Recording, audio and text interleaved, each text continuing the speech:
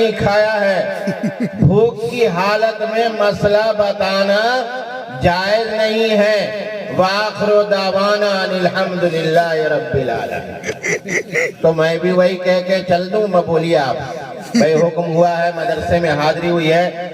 میرے لیے مولانا عامر صاحب نے کہا کہ پہلی مرتبہ تشریف لائے ہیں، پورے علاقے والے مجھے جانتے ہیں الحمدللہ، نوجوان ساتھی اور بڑے بھی، کہ میرا تعلق یہاں اس علاقے سے پرانا ہے، اور دیولی کے بہت سارے طلبہ یہاں پڑھ کے آ چکے ہیں الفلاح سے، میرا پرانا تعلق ہے یہاں سے، اور اس سے پہلے بھی آئی ہے، کہہ سکتے ہیں آپ کہ جلسے میں پہلی مرتبہ آیا ہوں، ورنہ اس علاقے سے تو بڑی محبت ہے، اور ایک ایک گاؤں کو میں جانتا ہوں الحمدللہ۔ میں بہت یہاں پر اپنے لیے یہ فخر محسوس کر رہا ہوں کہ اس قرآن کی مجلس میں، جس مجلس کے اندر اللہ تبارک تعالی دعا قبول فرماتا ہے، اور مغرب کے اندر میں حاضر ہوا، جب سے دیکھ رہا ہوں کہ جتنے یہاں طلبہ اور طالبات نے پروگرام پیش کیا، ماشاءاللہ ہر ایک کے لیے جو ہے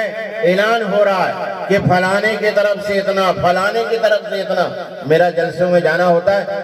ماشاءاللہ آپ لوگ بھی زندہ دلی کا ثبوت دے رہے ہیں، اور مزید یہ کہ اس موسم کے اندر آپ جم کر بیٹھے ہوئے ہیں۔ اللہ تعالیٰ آپ کے جانے کو قبول فرمائے، بیٹھنے کو قبول فرمائے، اور یہاں کی حاضری کو نجات کا ذریعہ بنائے۔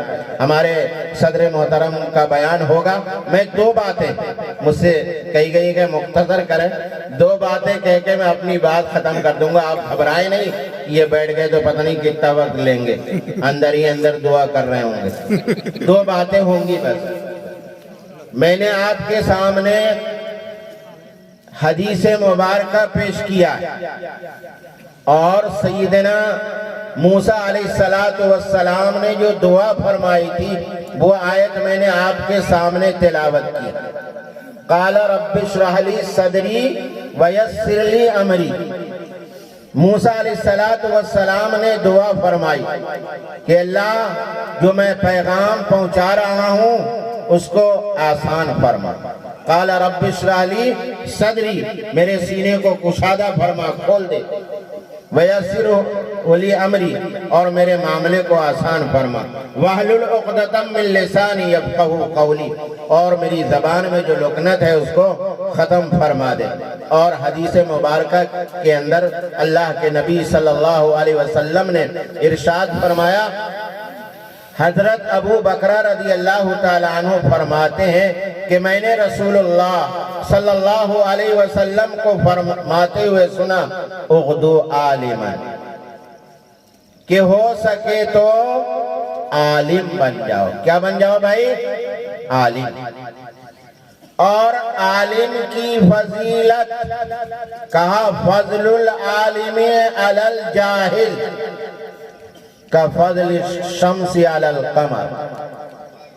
جس طریقے سے سورج کو چاند پر فضیلت حاصل ہے، اسی طریقے سے عالم کو نہ جاننے والوں کے اوپر فضیلت حاصل ہے، اور جس طریقے سے چاند کو فضیلت حاصل ہے علی الکواکب، ستاروں پر، اسی طرح عالم کی فضیلت ہے۔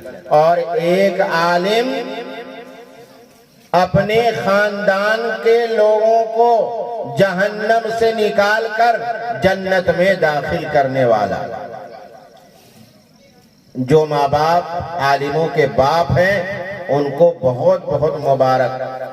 اور ابھی ماشاءاللہ یہاں حافظ صاحب نے قرآن پاک مکمل کیا، ان کے لیے 11 پاسپورٹ دیے جائیں گے۔ کہتے بھائی 11 دیا جائے گا، ایک سے تو وہ خود جنت میں جائے گا، اور 10 سے اپنے خاندان کے ایسے لوگوں کو جہنم سے جنت میں داخل کروانے والا ہوگا جو جہنم کا مستحق ہو چکا تھا۔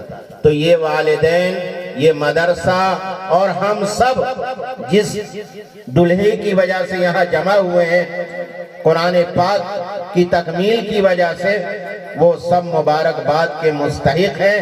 آپ تمامی حضرات، اور دعا بھی کریں کہ انشاءاللہ اپنے بچوں کو ہم حافظ عالم بنائیں گے، تاکہ میرے مرنے کے بعد یہ بچے ہمارے لیے دعا کرنے والے بنے۔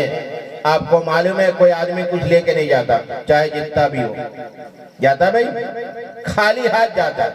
تو اللہ کے نبی صلی اللہ علیہ وسلم نے فرمایا کہ ہو سکے تو عالم ہو جاؤ، اغدو عالماً او متعلماً، اگر عالم نہیں بن سکتے تو علم کو سیکھنے والے بنو،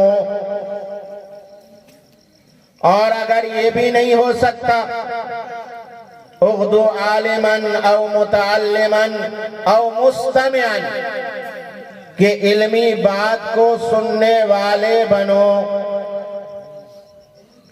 اب یہ علمی باتیں کہاں ہوتی ہیں؟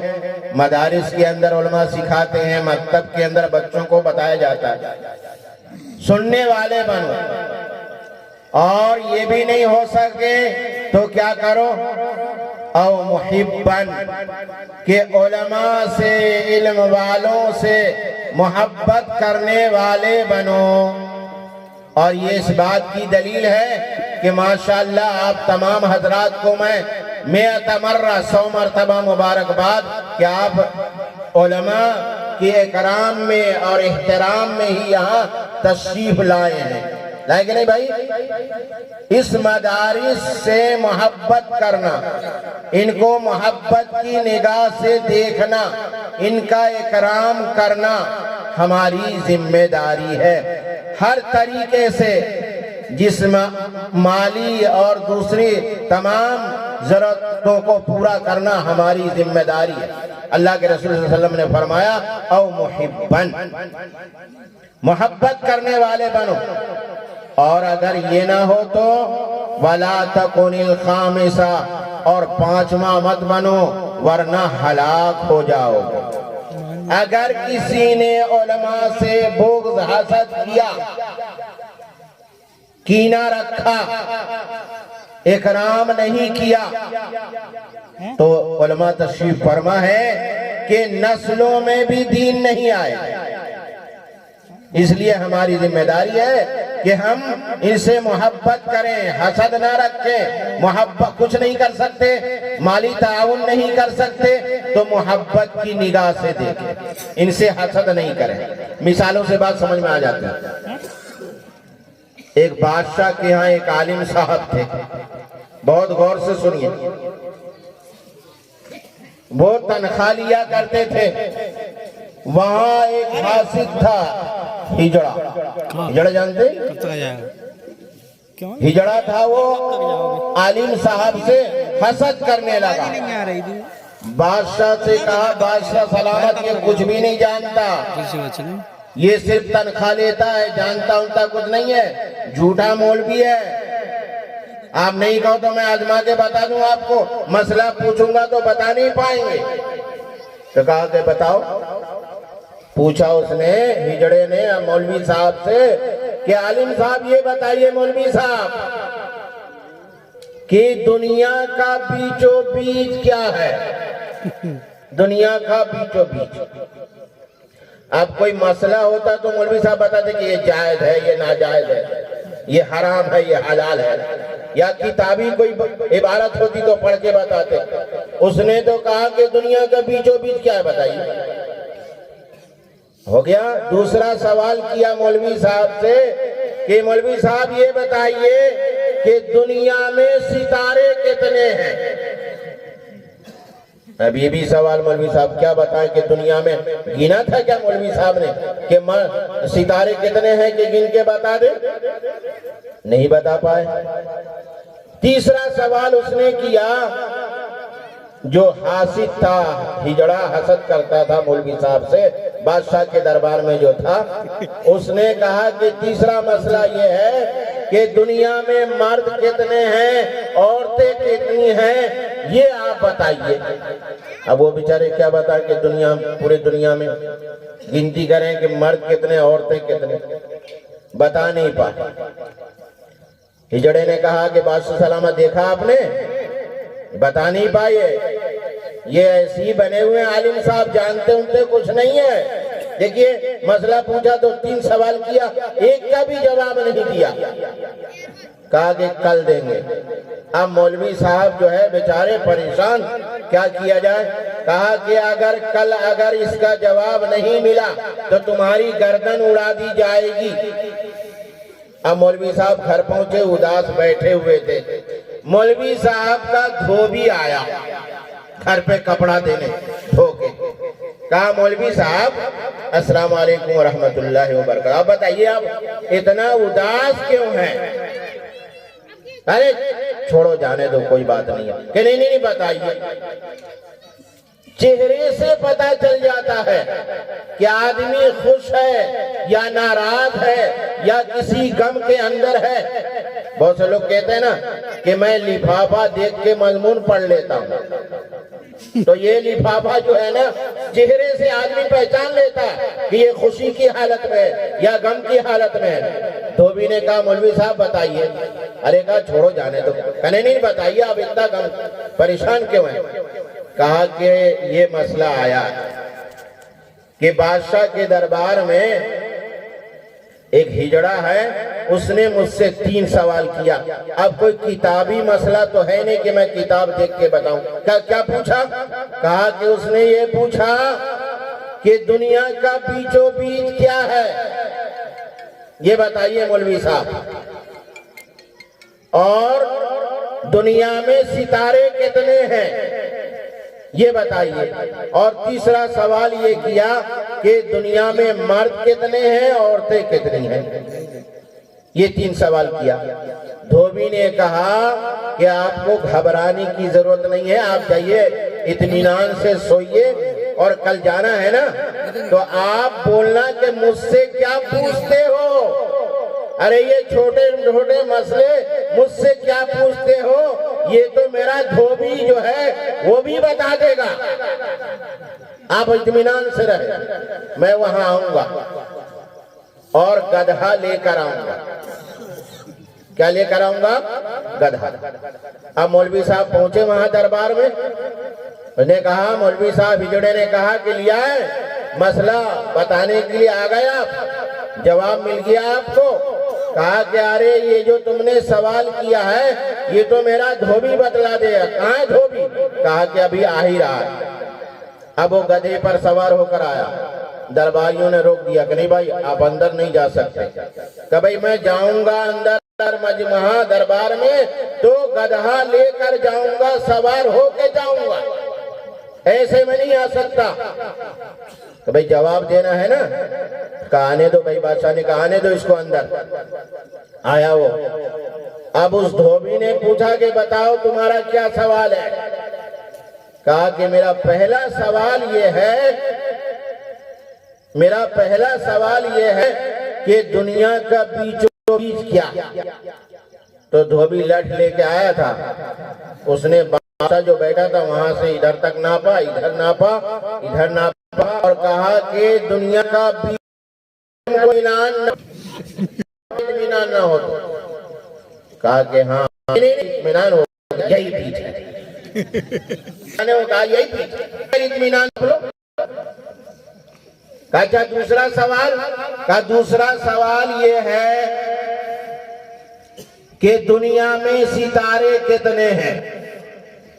تو دھوبی نے گدھے کے دم کو پکڑ لیا، پورے بال کو، اور پکڑ کے اس نے کہا کہ میں جو ہاتھ میں یہ پکڑے ہوا ہوں، گدھے کے اس کے علاوہ گدھے کے جسم میں جتنے بال ہیں دنیا کے اندر اتنے ستارے ہیں، اور اگر تم کو یقین نہ ہو تو گن لو، اطمینان ہو جائے۔ اب وہ کہاں گنتی جانتا، کب تک گنتا؟ کہا کہ نہیں ہو، صحیح ہے کہ دنیا میں اتنے ستارے ہیں، جو تم کے علاوہ گدھے کے جسم میں بال ہے اتنے ستارے ہیں۔ کہا نہیں سن لو، اگر اطمینان نہ ہو تو گن لو۔ کہا کہ نہیں مجھے اطمینان ہے، اتنا ہی ہے۔ اب تیسرا سوال کیا ہے؟ کہا تیسرا سوال یہ ہے کہ دنیا میں مرد کتنے ہیں اور عورتیں کتنی ہیں؟ تو اس نے گننا شروع کیا دھوبی نے، 1 2 3 4 5 6 7 8 9 10 پھر گننا شروع کیا 1 2 3 4 5 6 7 8 9 10 پھر شروع کرے 2-3 مرتبہ ہو گیا لٹ لے کے آیا ہی تھا لٹ اٹھا کے اس نے اس ہجڑے کو مارنا شروع کر دیا کہا کہ آج اس کو مات ڈالوں گا اب وہ چلا رہا بادشاہ سلامت مجھے بچائیے بادشاہ سلامت مجھے بچائیے اور دھوبی کہہ رہا کہ نہیں آج تو مات ڈالوں گا اس کو کہا پھر بھائی کیا بات ہے کیوں مار رہے ہو اس کو تو دھوبی نے کہا میں گنتی شروع کرتا ہوں 1 2 3 4 5 6 7 8 9 10 یہ کبھی مردوں میں گھستا ہے کبھی عورتوں میں گھستا ہے اس کو مار کر ہی فیصلہ ہوگا کہ دنیا میں عورتوں کی تعداد کتنی ہے مردوں کی تعداد کتنی میرے بھائیوں دوستوں بزرگوں اس ہجڑے نے کہا کہ بادشاہ سلامت مولانا صاحب کی غلطی نہیں ہے میں ان سے حسد کرتا ہوں اس حسد کی وجہ سے میں نے کہا کہ یہ عالم صاحب کچھ نہیں جانتے اور ان کو پریشان کرنے کے لیے میں نے اس طریقے کا سوال کیا مجھے معاف کر دیجئے مجھ سے غلطی ہو گئی میرے بزرگوں بھائیوں اور دوستوں حسد کا انجام کیا ہوا معلوم ہے آپ کو خوب جم کے اس کی پٹائی ہوئی تو علماء سے حفاظ سے علم والوں سے اللہ کے نبی صلی اللہ علیہ وسلم نے فرمایا کہ محبت کرو ان سے کینہ بغض حسد مت رکھو حسد کیا ہے علماء بیٹھے ہیں حسد جو ہے نیکیوں کو اس طریقے سے کھا جاتی ہے جیسے آگ لکڑیوں کو جلا دیتی ہے ایک بات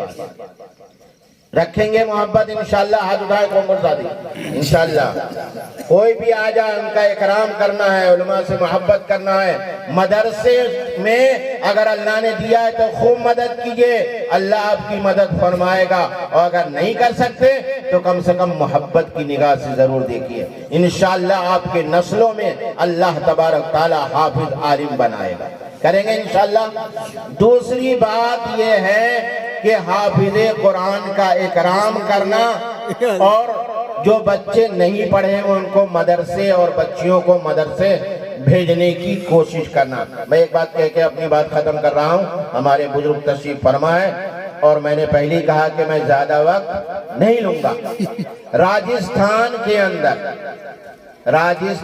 کے اندر جن کے پاس جتنی زیادہ بھیڑیں ہوں بھیڑ تو جانتے ہیں نا بول ہی نہیں رہا آپ لوگ وہ نشانہ ایم لگا کے مارتا وہ پیچھے کھسکتا پھر مارتا پیچھے پہلے کھسکا ایم بنا کے پھر مارتا وہ بھیڑ جن کے پاس زیادہ بھیڑ ہو اتنا ہی جو ہے وہ مالدار کہلاتا ہے راجستھان میں آپ نے دیکھا ہوگا پگڑی باندھے رہتے ہیں اور کندھے کے اوپر لٹ رکھ کے رہتے ہیں اور اس میں وہ جوتی لٹکائے رہتے ہیں دیکھا آپ نے نہیں دیکھا بھیڑ والے آتے ہیں نا اس علاقے میں بھی یہ اس پوزیشن میں اس شخص نے اپنے لڑکے کو مدرسے میں بھیجا پڑھنے کے لیے وہی بھیڑ والے نے بچہ پڑھ کے بہت زیادہ پڑھ لیا اور ایک بادشاہ کے یہاں وزیر ہو گیا